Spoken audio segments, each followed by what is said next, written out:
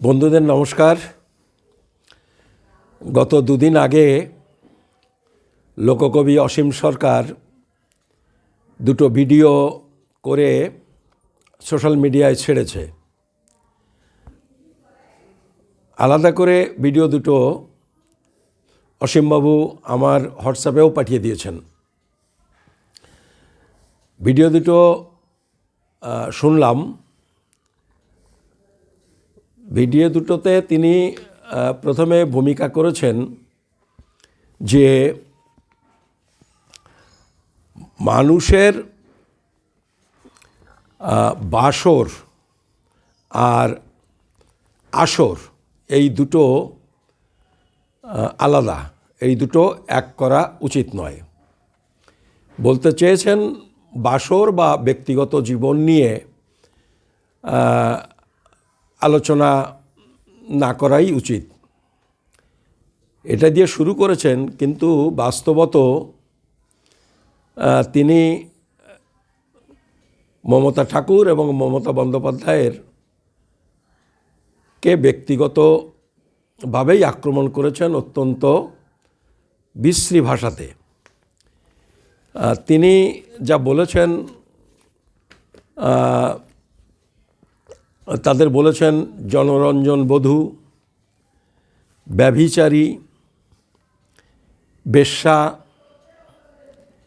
নিষিদ্ধ পল্লীর রমণী, এই সমস্ত শব্দ উনি ব্যবহার করেছেন। আমি আজকের এই ভিডিওটা করছি তার প্রধান কারণ, তার এই যে সব উক্তি, তার প্রতিবাদ জানাতে আমি তার এই জাতীয় মন্তব্যকে তীব্র নিন্দা করি।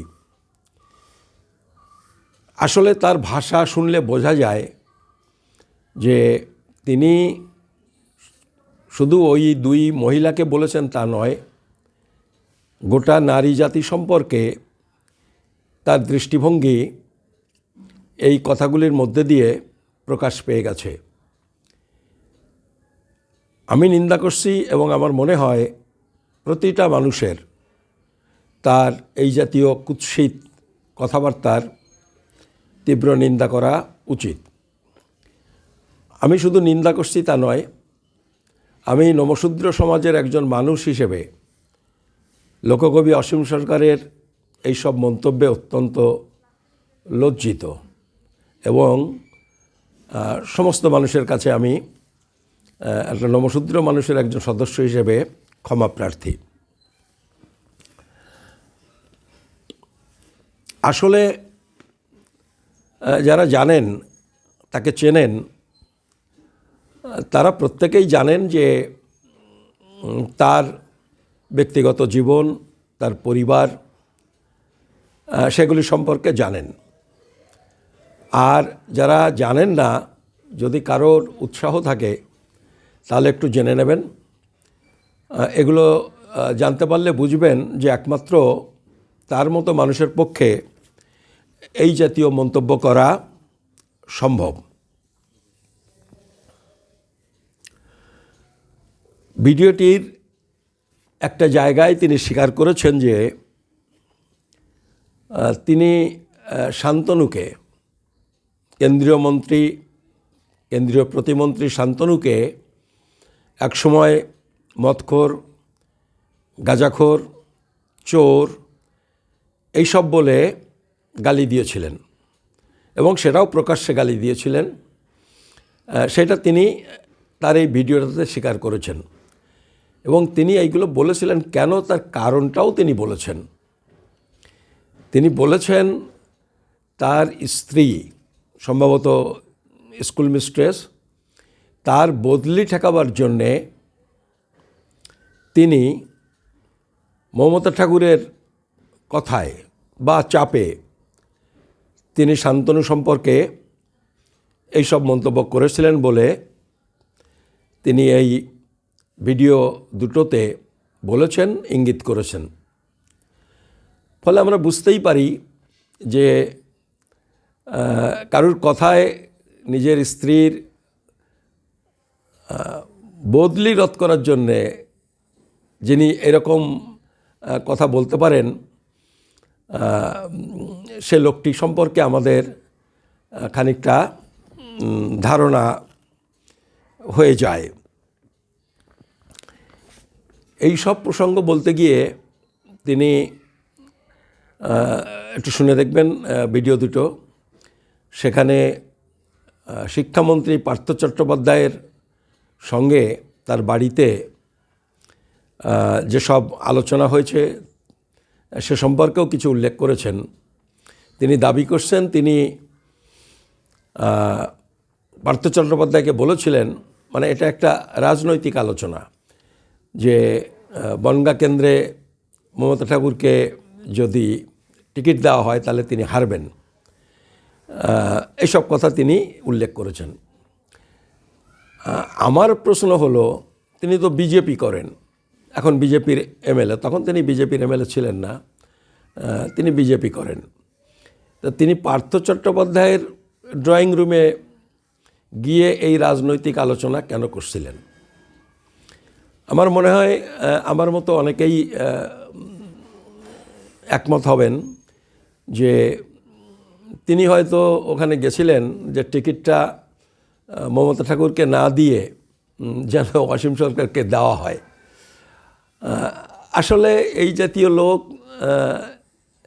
এরা এরকমই, এটা টিকিটের জন্যে একবার এই পার্টির দরজায় একবার ওই পার্টির দরজায় এসব করে বেড়ানো লোক। এবং অসীম সরকার যে সেগুলো করেছেন, তৃণমূলের দরজায় ঘুরেছেন, বিজেপির দরজায় ঘুরেছেন, এটা আমরা জানি। ফলে এই জাতীয় রাজনৈতিকভাবে ব্যক্তিগতভাবে সব অনৈতিক লোকজন নিয়ে আমাদের চলতে হচ্ছে। সোশ্যাল মিডিয়ায় তিনি এখন এমএলএ হয়েছেন, এই সমস্ত কথাবার্তা বলছেন, যে কারণে কিছু প্রতিবাদ করা না হলে বিষয়টা একতরফা হয়ে যায়। সেই জন্যে আমি আজকে এই কথাগুলো বলছি।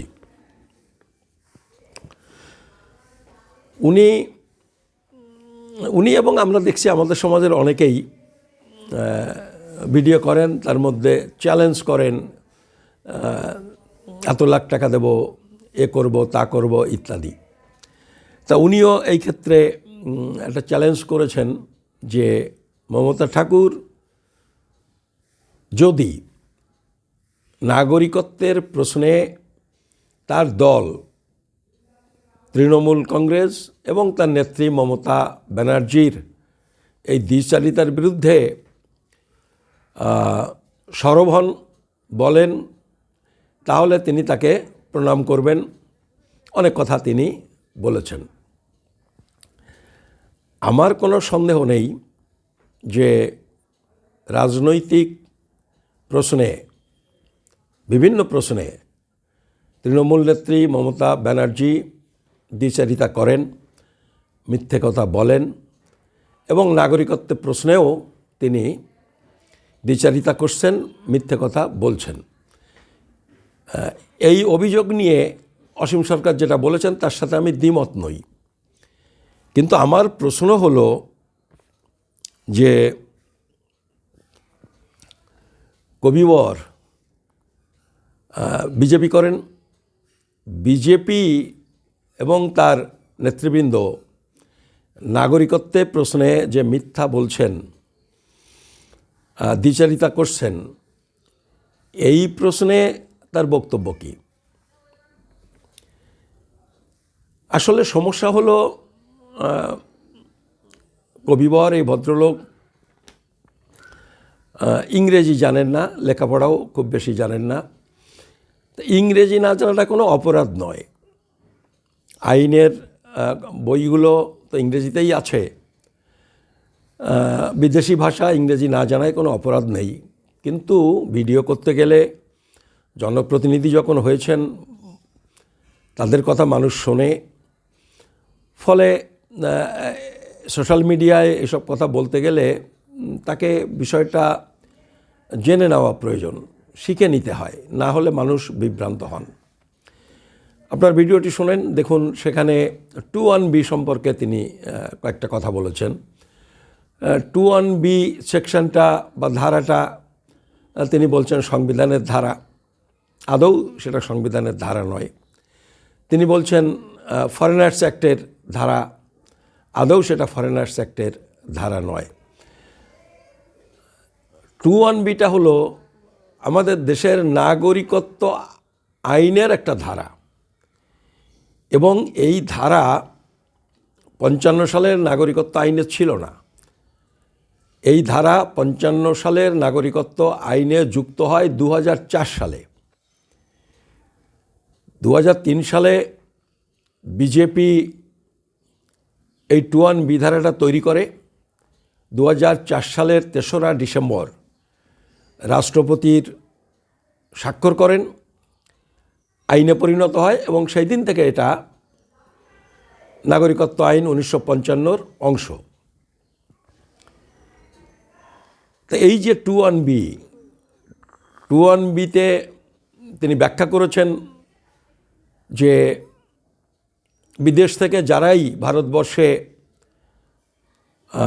বিনা অনুমতিপত্র ছাড়া বা অনুমতিপত্রের সময়সীমা পার হওয়ার পরেও ভারতে থেকে গেছেন, তারা প্রত্যেকে অনুপ্রবেশকারী এবং তারা ভারতবর্ষের নাগরিকত্ব পাবেন না। উনি এইটা যা বলেছেন এটা ঠিক বলেছেন, কিন্তু কথা হলো যে এই যে 2(1)(b) ধারা, এইটা নাগরিকত্ব আইনে, এই সেকশনটা নাগরিকত্ব আইনে কারা যুক্ত করলো, কারা সৃষ্টি করলো, এইটা যে অসীম সরকার চেপে গেলেন, এর থেকে বড় দ্বিচারিতা আর কি হয়? এইটাতে পরিষ্কার বোঝা যায় যে তিনি বিজেপির একেবারেই একজন বশংবদ। তিনি মাঝে মাঝে একটু বলছিলেন, আমি নাগরিকত্বের জন্য এমএলএ হয়েছি, নাগরিকত্ব যদি না দেওয়া হয়, না পায়, তাহলে আমি ছেড়ে দেব, বিদ্রোহ করব, ইত্যাদি ইত্যাদি। কিন্তু এই দুটো ভিডিও শুনে দেখবেন তিনি বোঝা যাবে তার থেকে অনুগত বিজেপি নেতা আর দেশে দ্বিতীয়টা আছে কিনা। তিনি এই দ্বিচারিতাটা করেছেন, সেখানে এইটা যে বিজেপি তৈরি করেছিল এইটা বলেননি। কি তৈরি করেছিল? 2003 সালে অটল বিহারী বাজপেয়ীর সময় 2(1)(b)টা সৃষ্টি করে সেখানে বলা হয়েছিল যে পৃথিবীর যে কোনো দেশ থেকে, মানে America, France, Japan, German, Pakistan, Bangladesh, Afghanistan, যাই হোক, যে কোনো জায়গা থেকে যে কোনো মানুষ, তিনি হিন্দু হতে পারেন, মুসলমান হতে পারেন, বৌদ্ধ হতে পারেন, খ্রিস্টান হতে পারেন, কেউ ভারতে যদি আসেন অবৈধভাবে বা বৈধভাবে আসলেও অনুমতির সময়সীমা পেরিয়ে যাওয়ার পরে থেকে যান, তারা অনুপ্রবেশকারী। এইটা বিজেপি তৈরি করেছিল, এবং এইটা তৈরি করার প্রয়োগ যদি বলেন, মানে আসলে এইটাতে কি হলো সেইটা যদি আপনি ভাবেন, তাহলে দেখবেন আসলে বিজেপি মূলত হিন্দুদের অনুপ্রবেশকারী ঘোষণা করেছিলেন। কারণ দেশভাগ হওয়ার পরে ভারতে এসেছেন পাকিস্তান, আফগানিস্তান, বাংলাদেশ থেকে মূলত হিন্দু শিখরাই এসেছেন। ফলে এই হিন্দু শিখদেরই মূলত তিনি অনুপ্রবেশকারী, মানে ওই আইনে অনুপ্রবেশকারী বিজেপি বলেছিল। এই কথাটা অসীমবাবু কেন চেপে যাচ্ছেন? আজকে এই যে K-19টা 19 মানে 19 সালে হয়েছে এই সিটিজেনশিপ অ্যামেন্ডমেন্ট অ্যাক্ট, তাহলে 16 বছর পরে এই আইনটা হয়েছে। 16 বছর পরে এই যে আইনটা, এই আইনটা কি? K-19 ওই যে 2003 সালে বিজেপি 2(1)(b) সেকশনটা তৈরি করেছিল, নূতনভাবে তৈরি করেছিল। এটা কিন্তু নাগরিকত্ব আইনে কোনো অ্যামেন্ডমেন্ট নয়। যেমন জন্মসূত্রে 3 ধারা তারা বিজেপি অ্যামেন্ড করেছিল যে মা বাবা দুইজনই যদি ভারতের নাগরিক না হয়, তাহলে ভারতবর্ষে কোনো শিশু জন্মগ্রহণ করলেও তিনি ভারতবর্ষের জন্মসূত্রে নাগরিকত্ব পাবেন না। এইটা কিন্তু 3 ধারা ছিল, তার অ্যামেন্ডমেন্ট করেছিল। আর এই 2(1)(b)টা কিন্তু একেবারে নতুন করে সৃষ্টি করেছিল। আমাদের নাগরিকত্ব আইনে আগে অনুপ্রবেশকারীর কোনো সংজ্ঞা ছিল না, সেটা বিজেপি তৈরি করেছিল। K-19 ওই যে সমস্ত পৃথিবীর থেকে আসলে অনুপ্রবেশকারী বিনা অনুমতিতে আসলে তার মধ্যে 3টে দেশ থেকে যারা এসেছেন আর মুসলমান বাদে ওই যে 6টা সম্প্রদায়ের কথা বলেছেন তাদের ছাড় দেওয়া হয়েছে। মানে বিজেপি নিজের তৈরি করা আইনে একটা অ্যামেন্ডমেন্ট এনেছেন, সেইটাই হচ্ছে K-19, যে আর হিন্দু শিখ বৌদ্ধরা বিনা পাসপোর্টে আসলেও ভারতে তারা অনুপ্রবেশকারী নন। আর অনুপ্রবেশকারী নন বলে তারা চাইলে নাগরিকত্বের জন্যে আবেদন করতে পারবেন। অসীমবাবুর যদি কোনো সন্দেহ থাকে তাহলে তিনি তার নেতা এখনও জীবিত আছেন রাজনাথ সিং 2016 সালে যখন ওই ক্যাপটা আনা হয়েছিল, সিটিজেনশিপ অ্যামেন্ডমেন্ট বিলটা যখন আনা হয়েছিল, ওটা 2016 সালের 15ই জুলাই বিলটা আনা হয়েছিল। ওই বিলটা যখন এনেছিলেন তখন প্রথা মেনে তিনি একটা লিখিত বিবৃতি পার্লামেন্টে পেশ করেছিলেন। প্রথা মানে এরকম প্রত্যেকটা আইনের ক্ষেত্রে, প্রত্যেকটা বিলের ক্ষেত্রে এই স্টেটমেন্টটা লাগে। সেই স্টেটমেন্টটার হেডিং হয় যে statement of objects and reasons, মানে গভর্নমেন্টকে বলতে হয় কী লক্ষ্য এবং উদ্দেশ্যে এবং কী কারণে গভর্নমেন্ট বিলটা বা আইনটা তৈরি করতে চাইছে।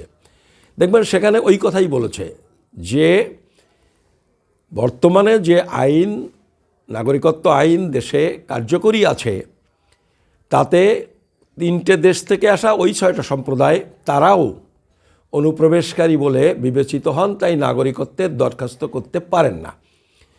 তাই বিজেপি সরকার ওই বিলটা আনলো, যদি ওটা আইনে পরিণত হয় তাহলে 3 দেশ থেকে আসা 6টা সম্প্রদায়ের উদ্বাস্তুরা নাগরিকত্বের জন্যে আবেদন করার জন্যে যোগ্য বলে বিবেচিত হবেন। দেখবেন পরিষ্কার আছে।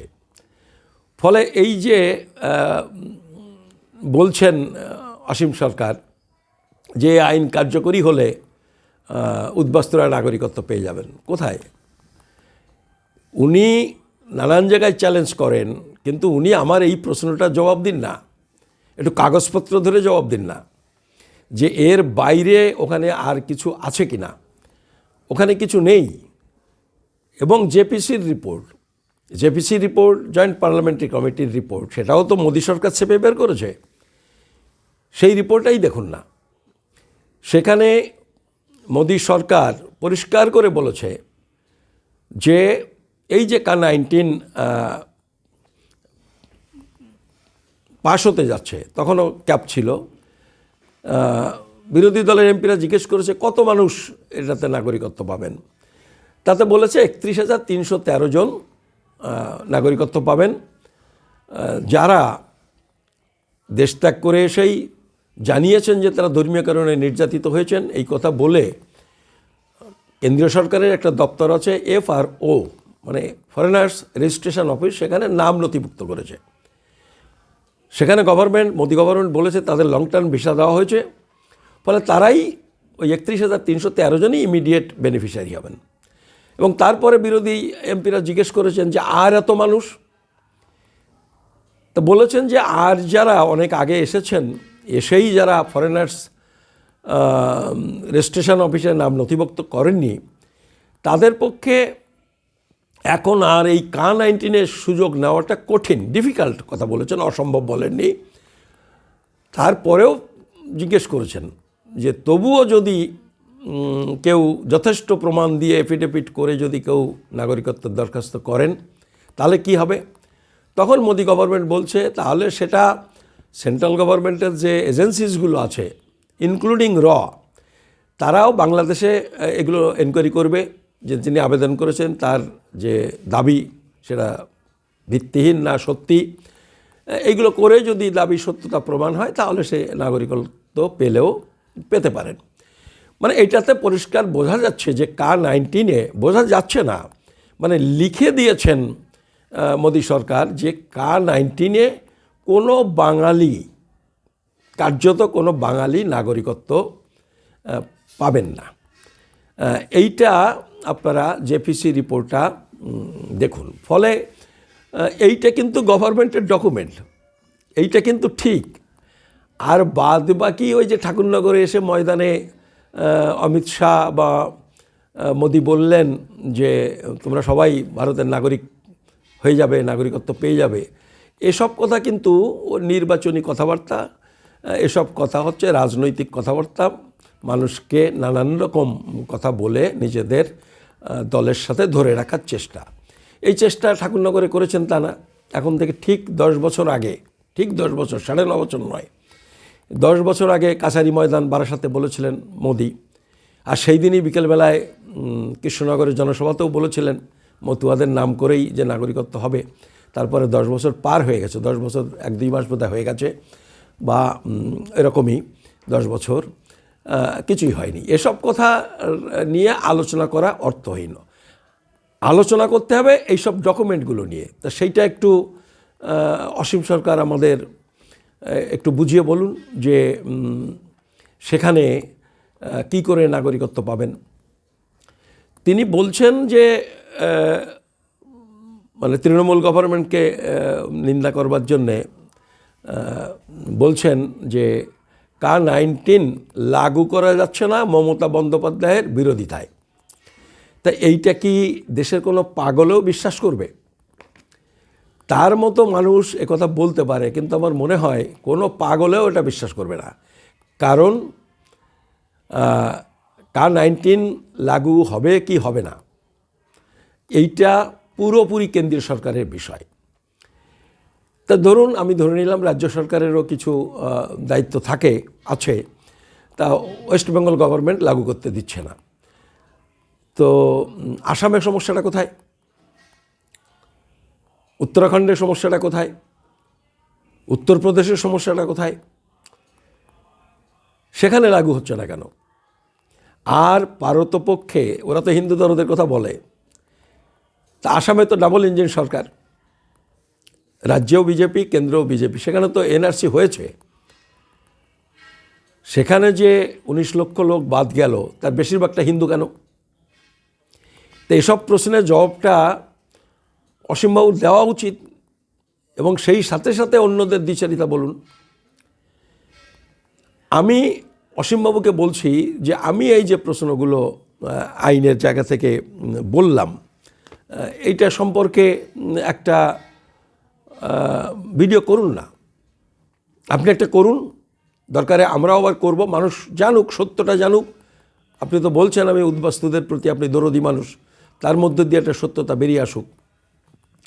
মমতা বন্দ্যোপাধ্যায় যে দ্বিচারিতা করছেন সেটা মমতা বন্দ্যোপাধ্যায় নিজেই বলেছেন, এটা বুঝতে খুব বেশি বুদ্ধি লাগে না।